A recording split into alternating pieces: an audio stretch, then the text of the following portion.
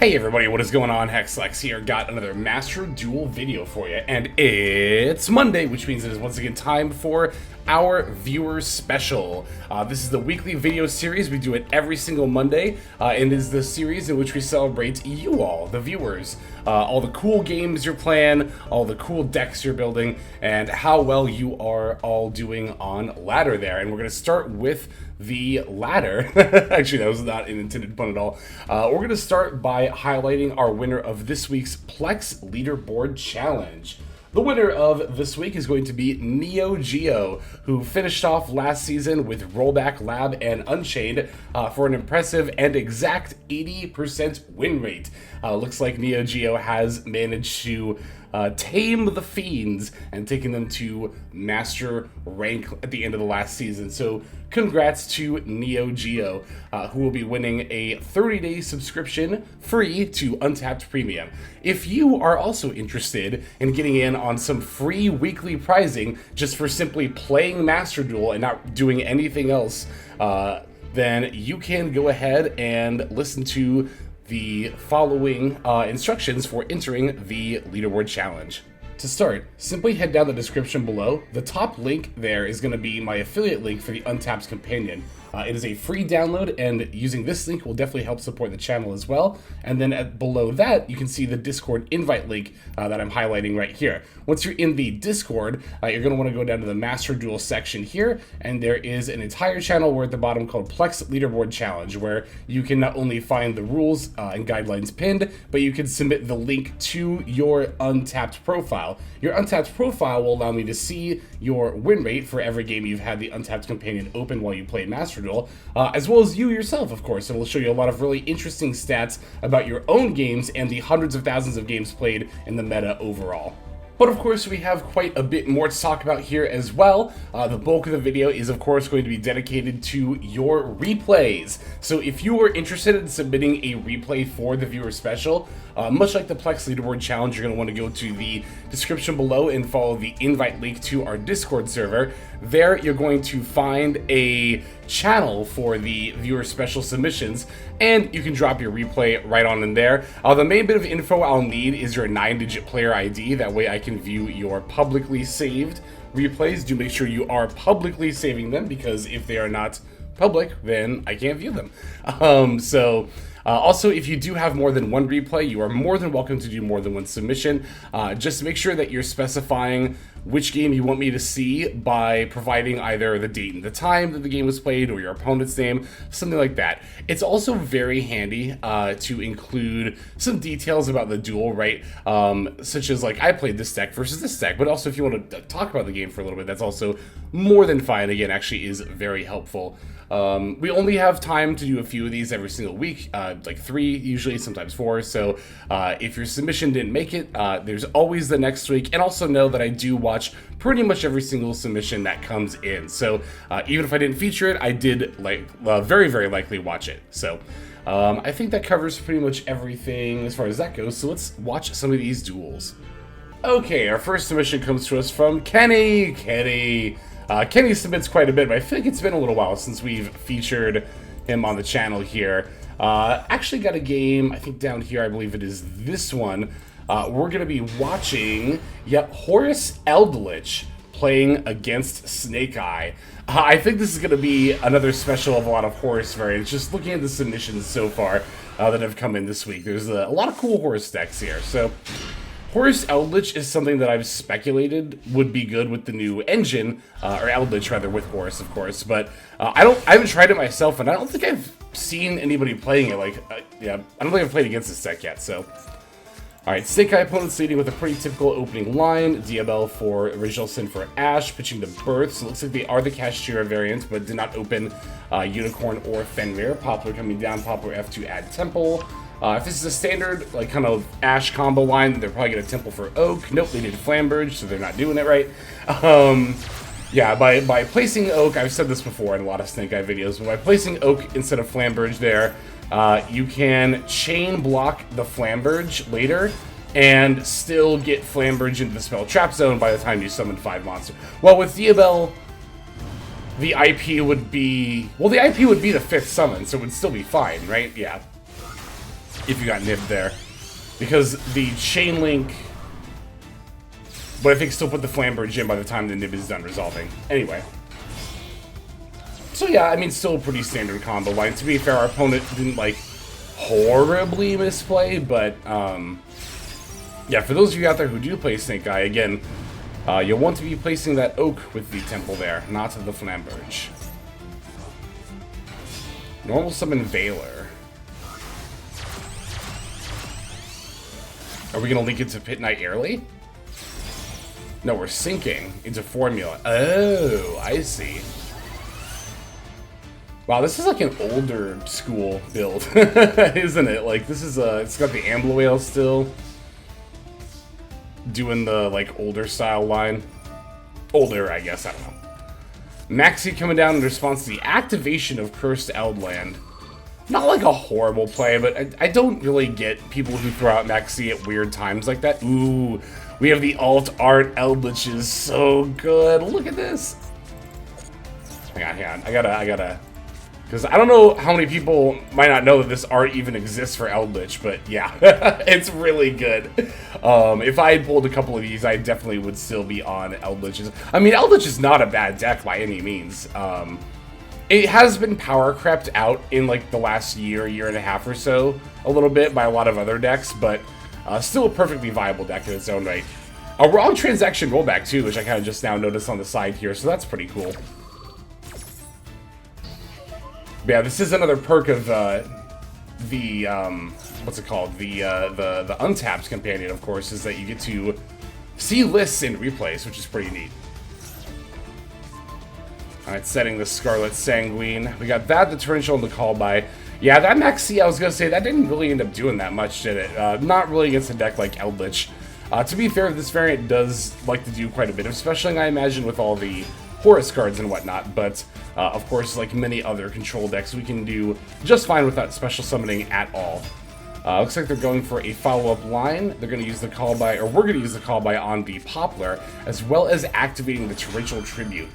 This is pretty cool because this will prevent the Poplar from not only activating its effect to search, but also the effect to place a fire monster into the spell trap zone now, because Call By will negate it for the entirety of the turn. So, Ambler Whale and Poplar are activating.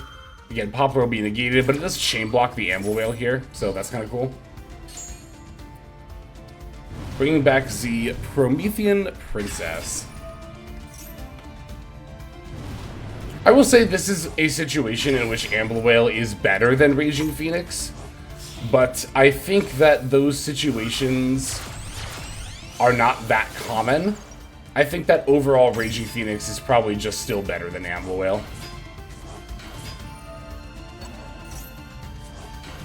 Alright, so it looks like they're doing some more link climbing.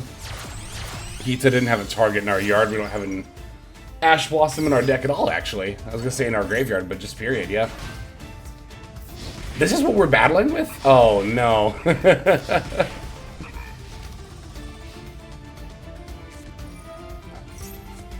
Oh, and their last card was the Ash Blossom for the Scarlet Sanguine. That's actually kind of fine, because now we don't have to put up with, like, much of anything on their turn. Like, what can Elf even get back here? IP? No IP's in the spell trap zone. Like, Hita? Whatever. Formula again? Oh, this person plays the Herald. This is the first time I've ever seen a Snake Eye player summon this. Also, why in attack mode? I've seen Herald in a couple of Snake Eye lists. I just don't see how you have room for a card like Herald in your extra deck. Like, yeah, it's kind of weird. But, I mean, not horrible. But I don't think it's optimal, personally.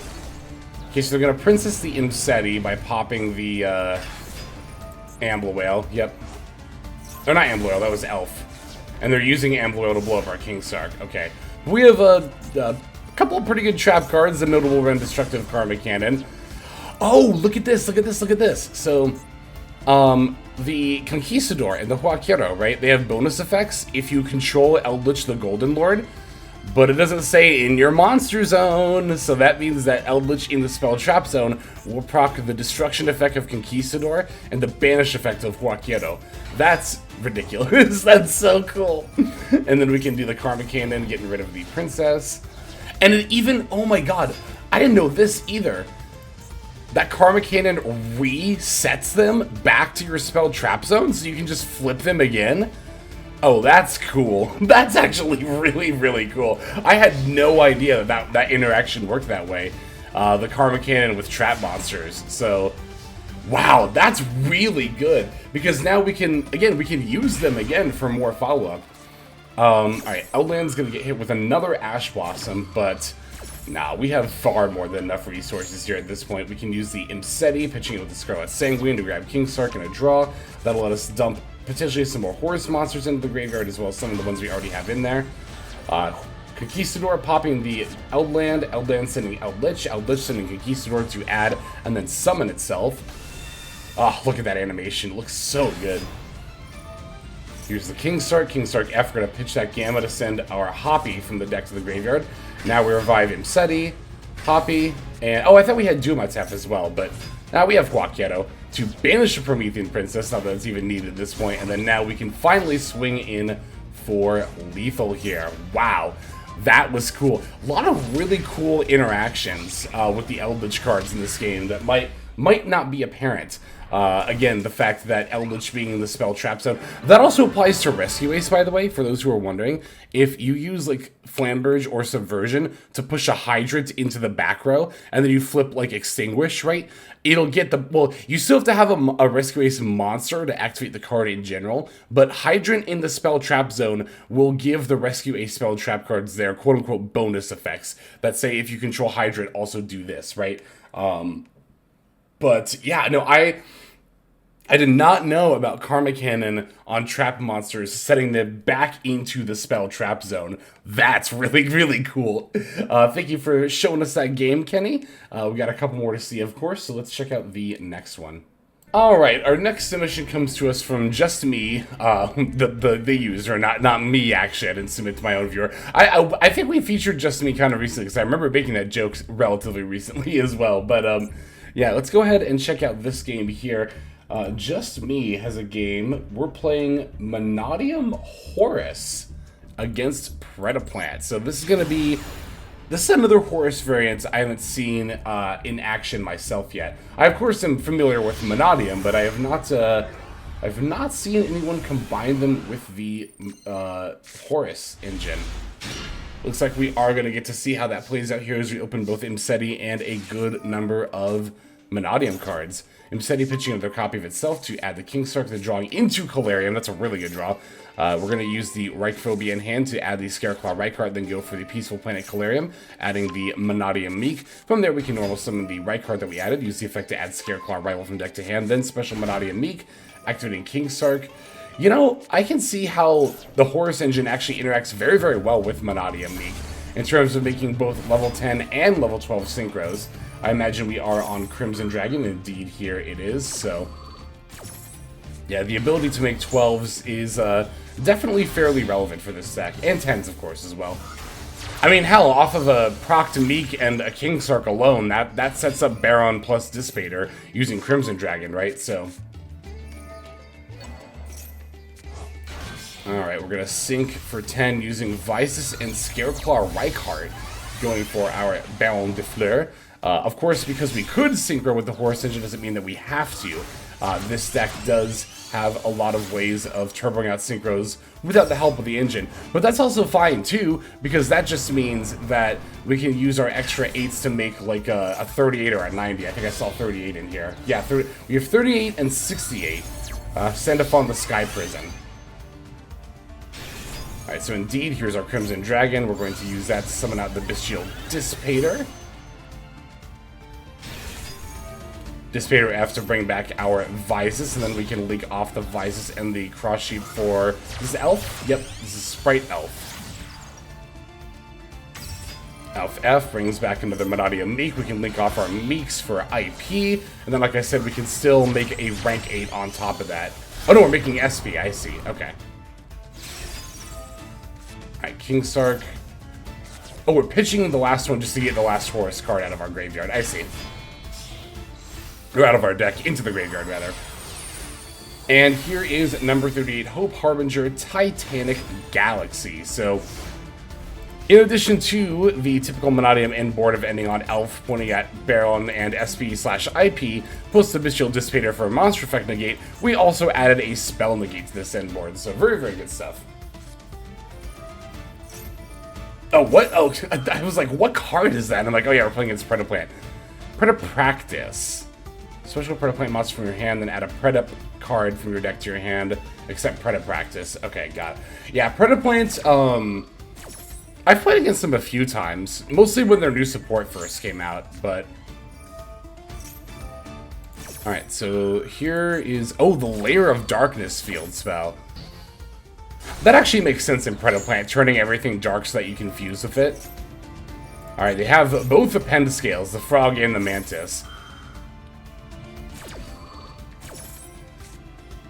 Looks like we're using SP to banish our own Baron. Did we already use Baron's effect?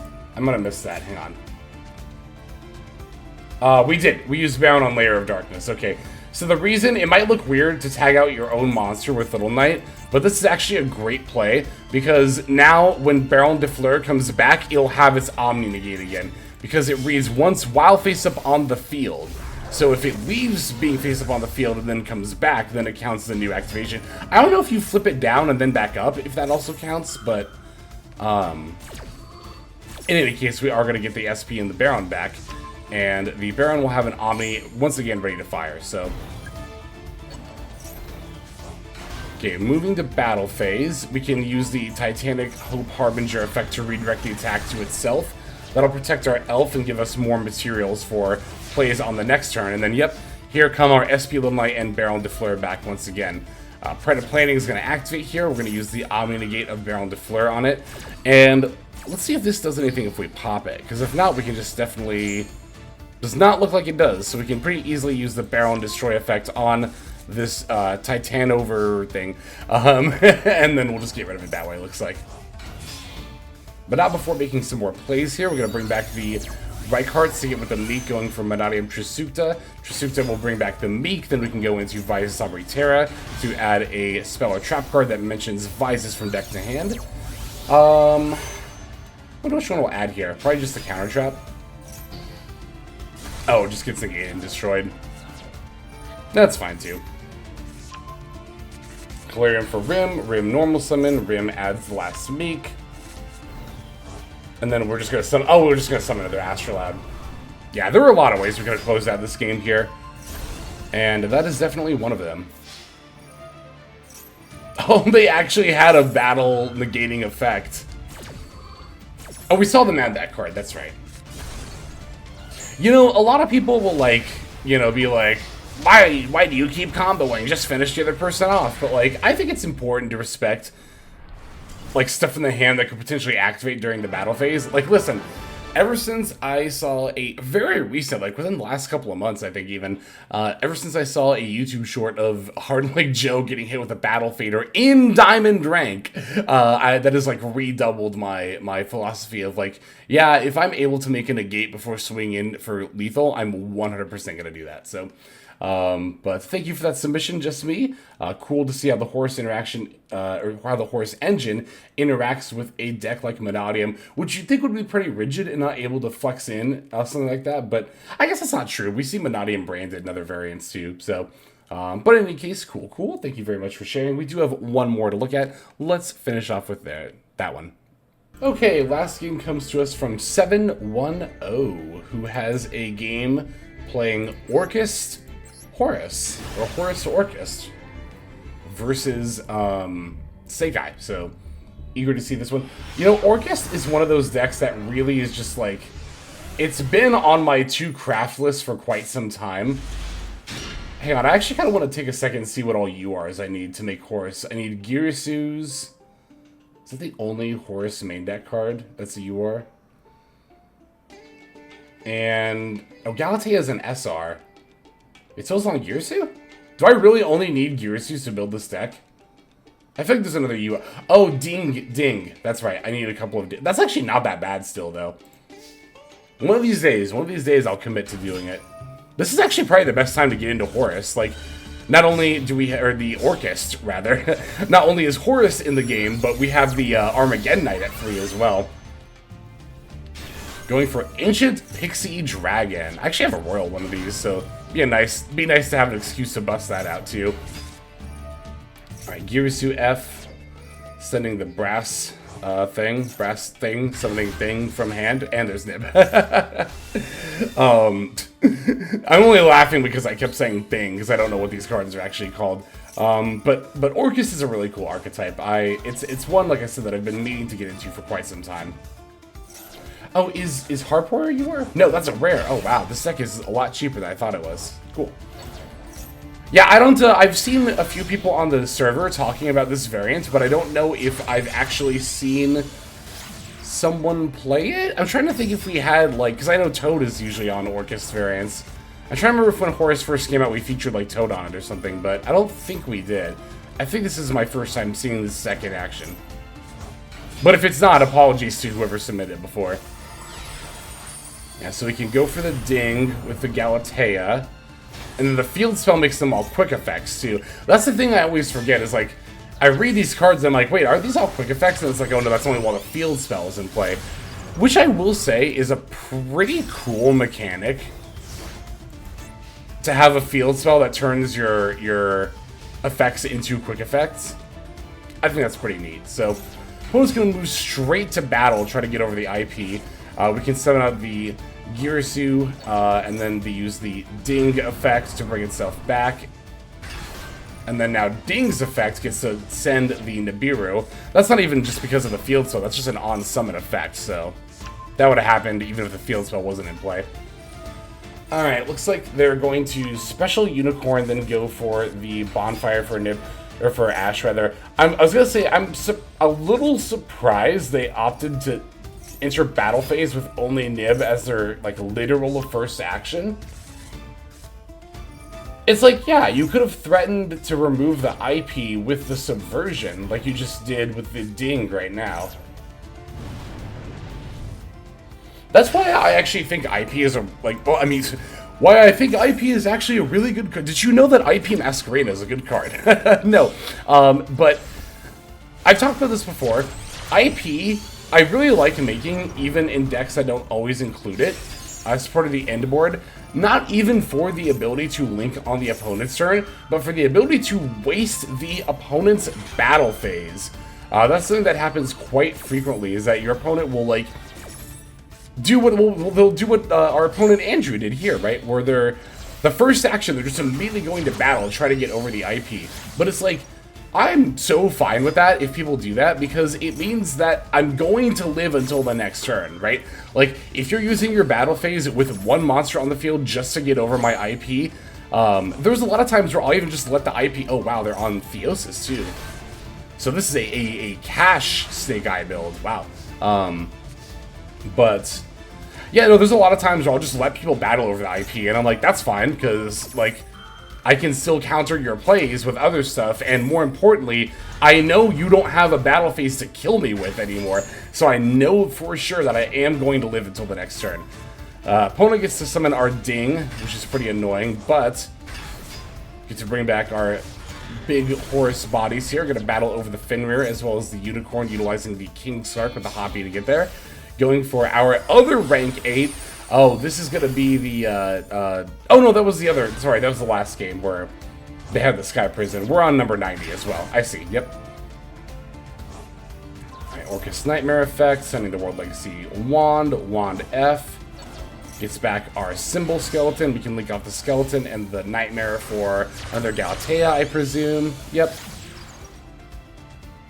Galatea F sets the Trap card, I imagine? Yeah, the Counter Trap. And then we can turn Galatea into yet another Ding Girisu. Yeah, I think it's just Girisu and Ding Girisu. Are those the only in-archetype URs you need? It kind of seems like it is. Ooh, the gears are turning. Kind of want to play Orcust now. But, maybe after the next pack comes out, because that's within, like, probably going to be within this week, so we'll see how many gems we have left over after that. Alright, they're going straight to battle. Ding just protects itself by its own effects. That's pretty easy. Yeah, our opponent's really just throwing away all of their battle phases. I mean, I don't know, maybe in this situation they didn't really have too much else to do, but... That last turn, again, I don't think going straight into battle against the IP was the right call at all.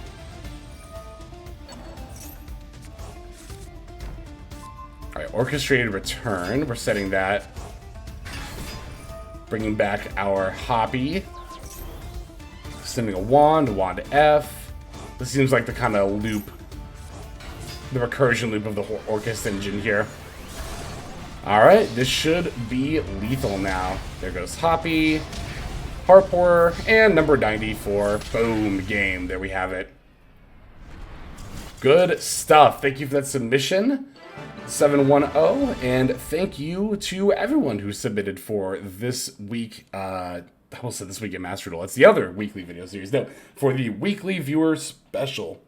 Super appreciate it. Yeah, I mean, as always as ever, this series could not go on without you all submitting games to it. So I really, really appreciate that you're all like so engaged and like just keeping up with it. It really does mean a lot to me because I like seeing all these cool decks from you all. As it just did with this game, it really does give me a lot of inspiration and gets my gears turning for building decks for myself. But yeah, thanks to everyone who submitted once again.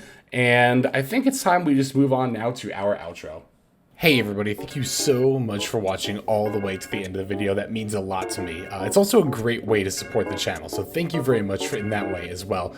If you're interested in supporting the channel in other ways, like the very special patrons that I am thanking here, you can do so by checking out some of the links in the description. One of those goes to the Patreon, where you can join these fine folk and support the channel that way. I do post daily content over on Patreon, so you do get something for support there. And if you're interested, I also have a coaching tier option as well. Details again will be on Patreon in the link below. Also in the description linked below is my Twitch page where I stream a few times a week. You can go ahead and check that out, follow or subscribe over there if you ever want to catch me live.